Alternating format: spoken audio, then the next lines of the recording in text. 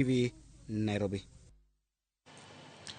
Akoromo gi wamero dhi nyime gi weche manyien ka koro wang'iyo motenore kod weche mag kuyo kama jawer mar wende mag Nyasaye Florence Robert Nyasaye okawo. Jawer mar wende dholuo mag Injili Florence Robert owito ngimane odiochieng' ma kawuono. Florence Robert ma ong'ere kod wende mag dendo Nyasaye owito ngimane odiochieng' ma kawuono. Familia mare oyango ni gibiro chiwo ler makende ewi tho mar jawerno.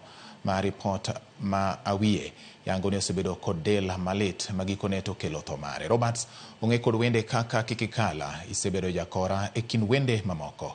Jower wetene kod johera mage dhi nyime kod ywage kokalo e kuonde tudruok mopogore opogore mag mbui.